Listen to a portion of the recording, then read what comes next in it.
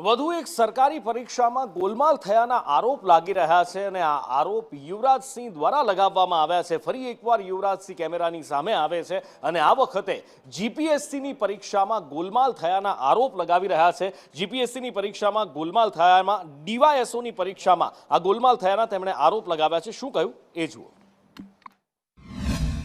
આપણે બધા જ જાણીએ છીએ કે જીપીએસસી જે છે એ જીપીએસસી મુખ્ય પરીક્ષા લે છે ક્લાસ 1-2 માટે એડમિનિસ્ટ્રેટિવ લાઇનની જે પોસ્ટ છે એના માટે।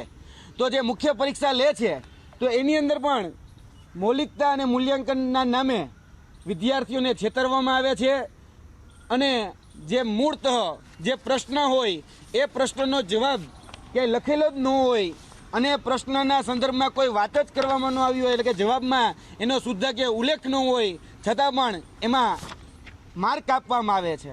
અને આ રીતે જોવા જઈએ તો જીપીએસસીની અંદર હમણાં જ જે ડીવાયએસઓની પરીક્ષા હતી એ ડીવાયએસઓની અંદર આ જે પેપર છે એ પેપરમાં પ્રશ્ન 10 માર્કનો હોય અને પ્રશ્ન પૂછવામાં આવ્યો હતો કે ભારતના સંવિધાનમાં 61માં બંધારણીય સુધારાને કારણે ભારતની લોકશાહી મજબૂત થવા માટે વધારે બળ મળેલ છે, ચર્ચા કરો।